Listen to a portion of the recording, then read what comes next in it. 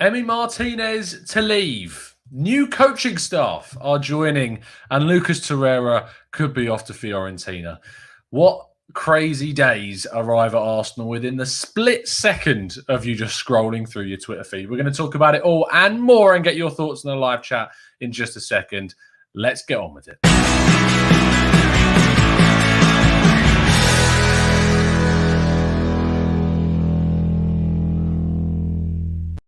Hello and welcome to the Gooner Talk. Back again with you guys for another show, for another episode of our Raw Reaction series, show in which we react to the latest Arsenal news, get your thoughts in our live chat. It could be matches, it could be transfers, it could be managerial changes.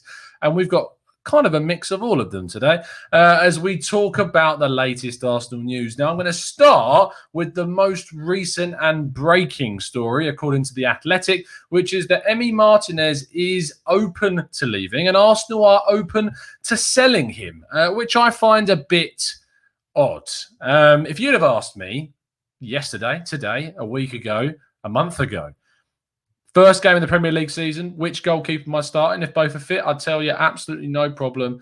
Emiliano Martinez starts in goal. No problem. No questions asked. Emi Martinez would start as our number one goalkeeper. But the club are taking a different route, which is their decision. And it's always been an issue that Arsenal have got right now, that effectively we have two number ones. And it's not a healthy position for either keeper to be in, because competition's great and we understand that. But if you look at the biggest clubs in the world, none of them, and I mean none of them, the closest I can think of off the top of my head is Barcelona with Ter Stegen and Cillessen, but I still think there's a gulf between those two.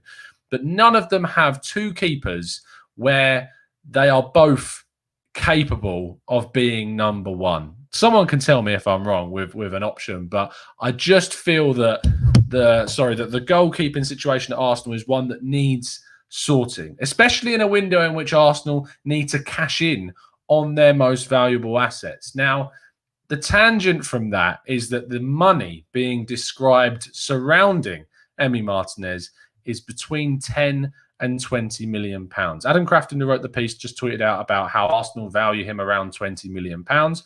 But Emi Martinez is hoping that the club halve that in terms of their fee. There's also rumours that because of the delayed contract talks between Martinez and the club, he could be earning a bonus from the club between £800,000-900,000, even up to £1 million and more as a bonus. I'm assuming they didn't expect these contract talks to take so long to do, but they have because of Emi's recent form, and he's probably demanded a bit more to re-sign.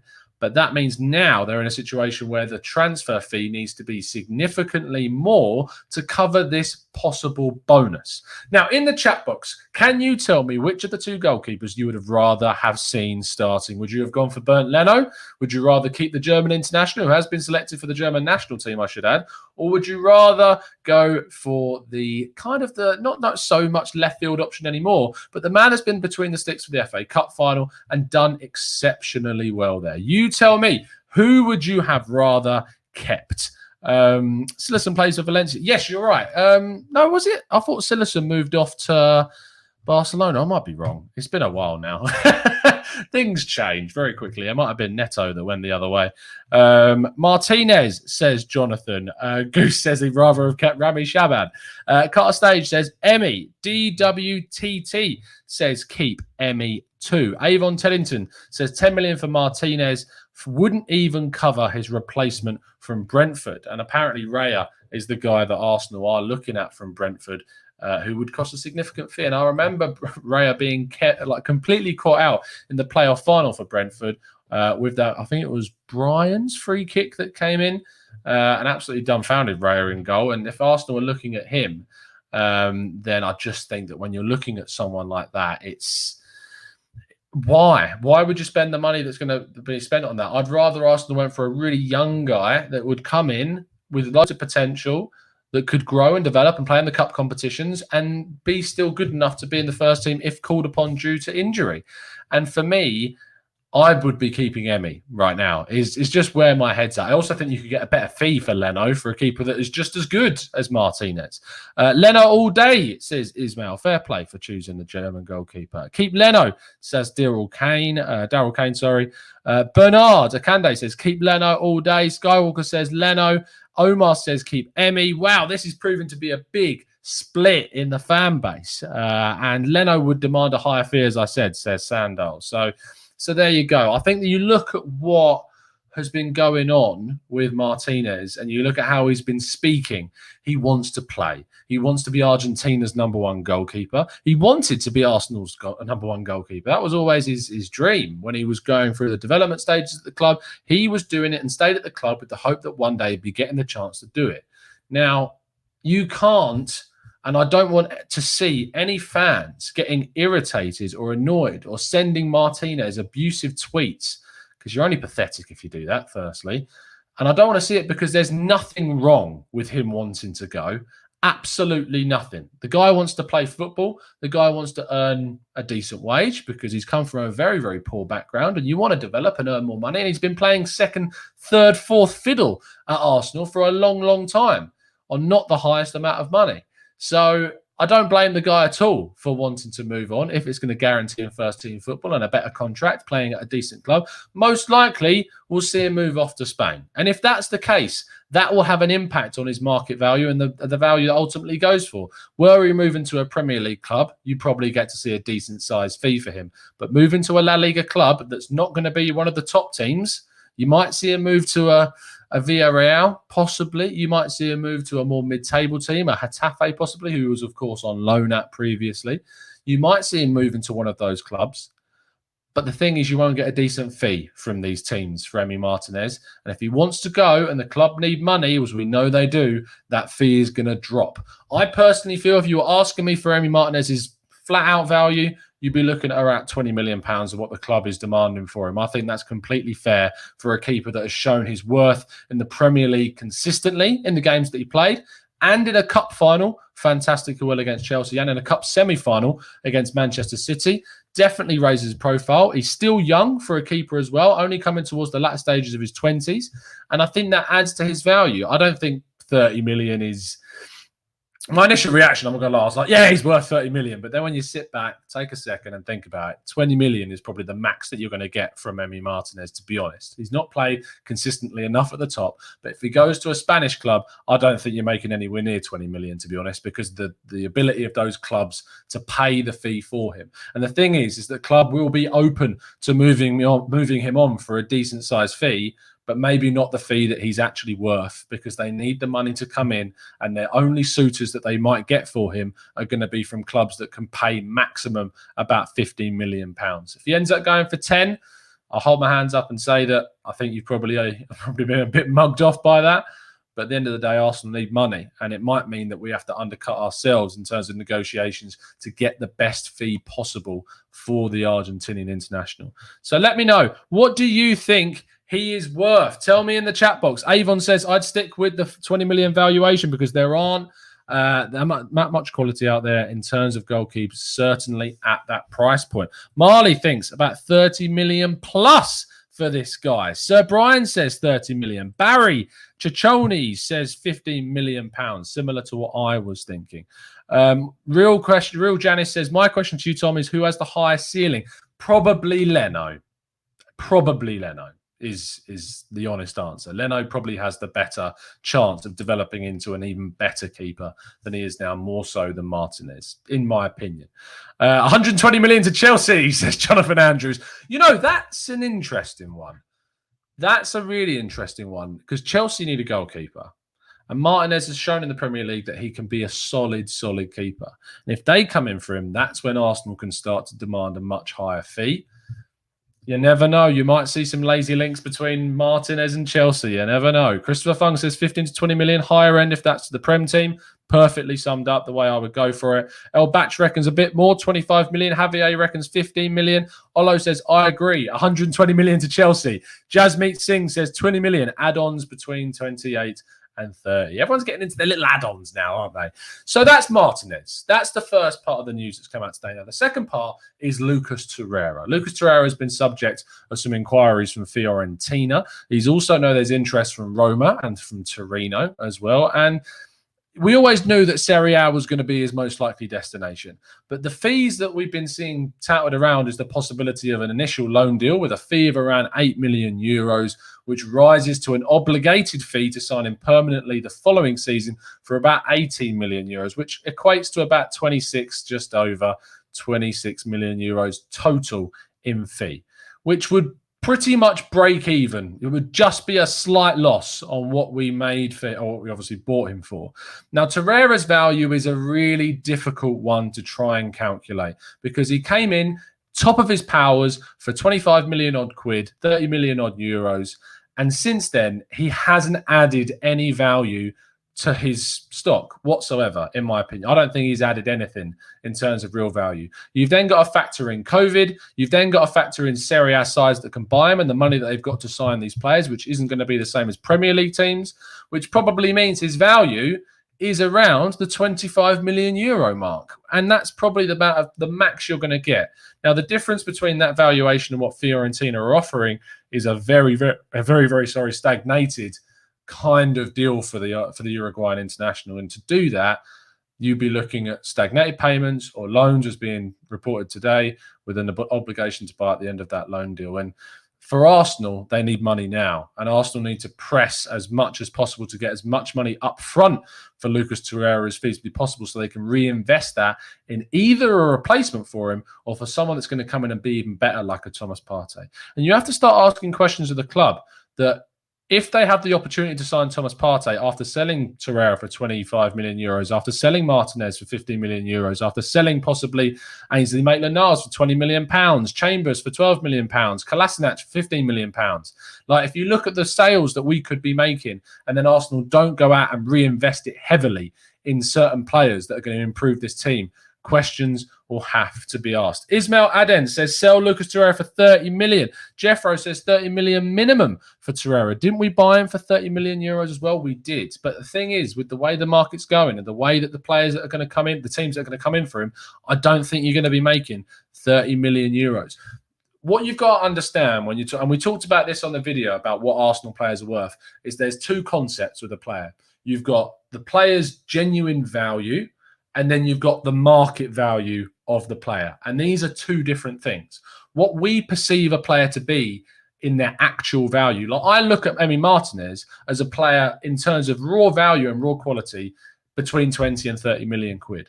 The problem is his market value is more so around 15 million pounds because the teams that are going to come in for him are going to be from abroad who can't spend as much money as the teams that could actually play his value. And then you've got to factor in that Arsenal want to sell him and want to sell players to get money, and the clubs buying players from Arsenal will know that and will use that to negotiate leverage in any sort of negotiation that goes on. So whilst Torreira might be worth, in our minds, 30 million pounds, you're not going to get 30 million pounds for him in this window, and therefore you're going to have to accept a lower fee because the teams that are coming in for him can only bid that certain amount to actually get the Uruguayan from us. Wilson says, I think Torreira is worth about 25 million pounds. Z Tom says, isn't obligation to buy as good as money in the account for banks? You can still use the funds for a transfer this summer. I see your point in terms of it's almost like spending money before payday in a weird way. But the problem is you go into your overdraft in the same way that Arsenal's balance books across seasons needs to be healthy. So it's not as simple as just spending money that you don't necessarily have. You can't just do that. I understand completely what you're saying, Tom, but balance sheets need to be correctly done. And if Arsenal start making losses continuously, especially I know that FFP has been kind of trampled all over by City, but they'll still want to keep positive balance sheets. And so to spend money that you don't necessarily have yet is not a healthy way of doing business.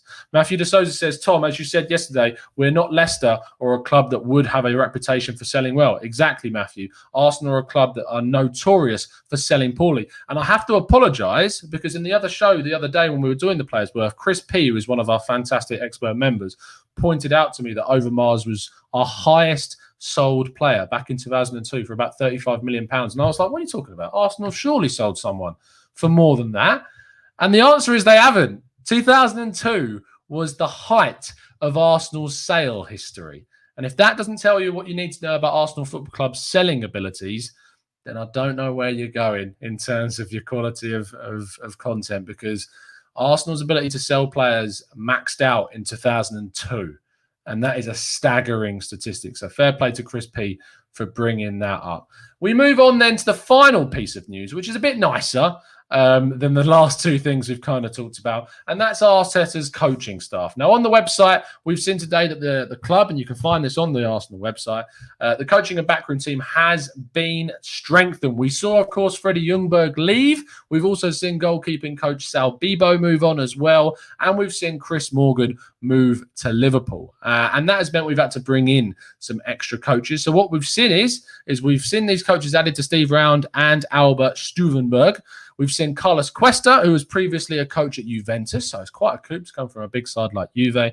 Andreas Georgesson, who comes in from Brentford. Of course, we've already got Iñaki Kena, the goalkeeping coach from Brentford as well. So he joins up with his colleague there. And Miguel Molina, who was previously a coach at Atletico Madrid. I believe he was a coach.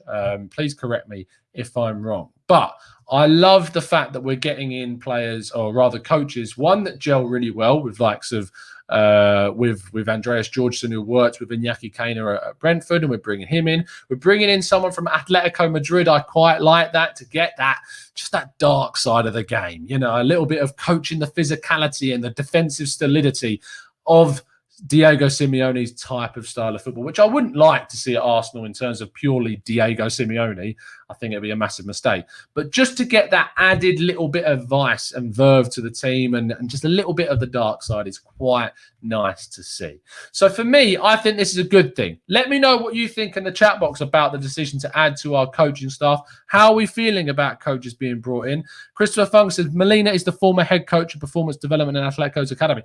Okay, so in terms of that, looking at the players that are being developed through Atletico, you know, the profile of player they like, it's kind of evolving still, but the fact that we're looking at bringing in players through in terms of performance development, in terms of the academy, is quite nice. I don't know if he's got a promotion at Arsenal. He's looking more into the first team, but that's some really strong experience that we're seeing there as well. Richie Hartnett says, looks like very positive coach changes to me. Just seeing more coaches come in to back up Arteta is never going to be a bad thing. You have to look at the synergy between them. He knows what he wants from his coaches, and he's fully in command of who we see come in, which is great. Carter Stage says, good addition. I'm not sure about Jordan Guy, physio department. Yeah, okay. So I genuinely don't know much about him either. I don't know much about any of them, and we just have to wait and see. And it's really hard to kind of look into coaches with the same sort of intricacies that we can with players. But you can only, I feel, look at them on face value and say, if we're adding experience and we're adding diversity as well, to bring in people from different clubs, Brentford, Juventus, Atletico Madrid, all successful teams in their own right. Brentford could have done a lot better last season. They did, and they kind of blew it, and it kind of messed up my other half's end of season in terms of Charlton. But they need to look at the different kinds of diverse coaches that you can get that are going to fit the team well. So it's nice to see that we're getting in these coaches from some really, really nice sides, for sure. The Real Janice says, I love the attention to detail, for sure. 100%. Thanks, mate. I appreciate the support. Zed Tom says, great to hire an expert of set pieces. Yes, that's something that Arsenal need to work on, both offensively and defensively. The way that we defend our set pieces needs to be improved. The way that we take advantage of them in different areas of the pitch needs to be improved. So that was always going to be massive for Arsenal moving forwards. Archie says, Arsenal's first 3 games will be shown on TV. Yes, that's another bit of news. Is there's the possibility of seeing 3 p.m. kickoffs. The embargo around not showing 3 p.m. kickoffs on TV is going to be lifted once again. That's great for us fans, and especially those in the UK that can't get to games. I know fans from abroad usually are able to access the games through the different types of broadcasting companies that you have out there. But in the UK, we have an embargo around 3 p.m.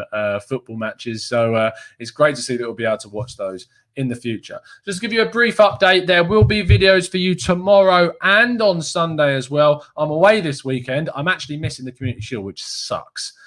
So I won't be able to do a reaction to that game specifically, but you are getting 2 videos over the weekend that I've just finished pre-recording for you guys. So you're going to keep up with the TGT content. Tomorrow is the tactical breakdown on Boubakary Soumaré from Lille, which I know a lot of you have been requesting, and a lot of you want to know a lot more about Lille's destructive midfielder. It's got a lot of eloquency to his game, you have to say, as well as just being a bit of a destroyer. And then on Sunday, a little bit more of a left field one. We're going to be looking at a possible right back target in Denzel Dumfries from PSV, and getting James Rowe's expertise. And I should say we're getting Jeremy Smith, our French expert correspondent, onto the Soumaré one as well. So make sure you get hitting that notification bell so you know they go live. They'll probably be going out UK morning time. So make sure that you've got your alarm set if you're in the West for an early wake up for some TGT content. Thank you ever so much for listening. It's been an absolute pleasure to speak to you, as it always is. I will see you again very, very soon. And as always, up the Arsenal.